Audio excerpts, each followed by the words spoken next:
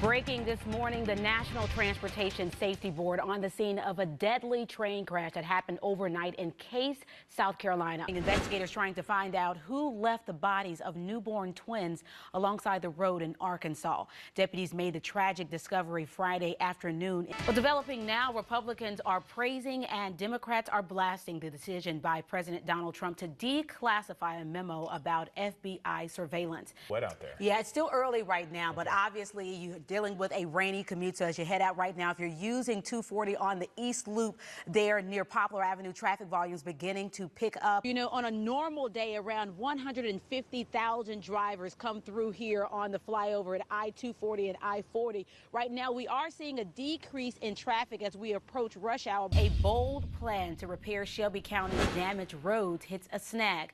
The city of Memphis initially rolled out an aggressive plan to fix potholes left by the recent winter weather.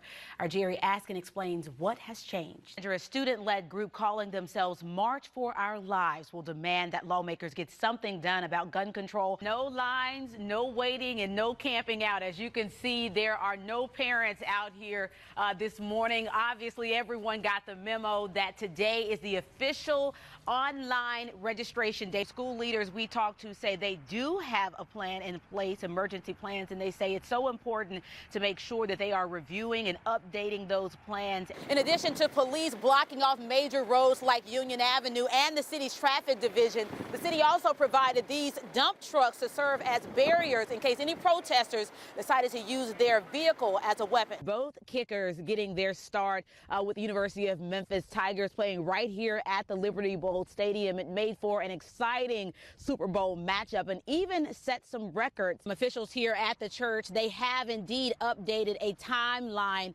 of this investigation into the allegations concerning Pastor Savage. Happening today, it's the epic story about a young woman's journey to love and triumph in the American South. The Color Purple is playing at the Orpheum Theater, and WMC Action News 5's Ariana Poindexter introduces us to a Memphian touring with the show. After Bree smelled the smoke, she said her family ran over to this window and noticed the plastic and table were on fire. Surveillance footage shows McKinney carried the unconscious victim's body to a different location. One of the most common items that the TSA says they see on a daily basis is the hairspray that's over the liquid size. But something that they see oftentimes during the Christmas holidays are gifts like this snow globe that is prohibited because it's more than 3.1 ounces. So what about the more than 20 students who've already signed up for the Natural Hair Institute? I asked Effinger what she plans to do for those students who want a refund. So I saw Drake was in town. I'm sure the cold weather didn't bother him since he's from Canada. No, I'm sure he bundled up. He was just fine. If he's watching this morning, stop by the studio. Yeah, we won't mind it. See you. Thanks for watching WMC Action News 5. A game of hide and seek. I felt glad that I found it. Is what 9-year-old Breeze Bourgeois says helped her find a fire that could have burned down her home. Friday afternoon at this house on Quince Road in East Memphis, Sandra Bourgeois was blow drying her hair and says an electric fuse started burning. And then smoke started filling up, coming through the vents. She called Memphis Light, Gas and Water and the fire department, and she says they turned off several electric switches and a gas pilot. But that turned out not to be the problem. Later that night, Breeze was supposed to be in bed, but decided to hide under the living room table from her dad. I felt something hot, and then I looked over there, and the whole curtain was burnt up. After Breeze smelled the smoke, she said her family ran over to this window and noticed the plastic and table were on fire. That's the table that was on fire, and it was embers. This is weird, but to me, it smelled like hot dogs, like burnt hot dogs. The family was able to remove the scorched table and put out the flames before the fire spread. They credit Breeze and her hide-and-seek skills for saving their lives. For once, I was proud of her for not listening to me to come to bed. I saved my house from burning down. You saved your family? Yes. Jerica Phillips, WMC Action News 5. Up to 10 women are housed in this cell inside the Tipton County Jail. On the other side of the facility, men in this common area are sleeping on the floor. Overcrowding is the primary reason Tipton County Sheriff Poncho Chumley says there was a need to expand. There's also a compliance mandate passed down by the Tennessee Corrections Institute to meet minimum standards.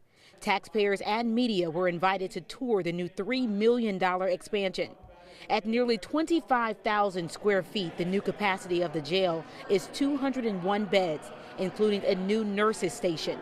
District Attorney Mark Davidson says they're seeing a spike in drug offenders. The opioid crisis, of course, has caused some increase in crime. With a population of just over 63,000 people here in Tipton County, the sheriff tells me that more than 103,000 people have been processed and booked into this jail since 1997.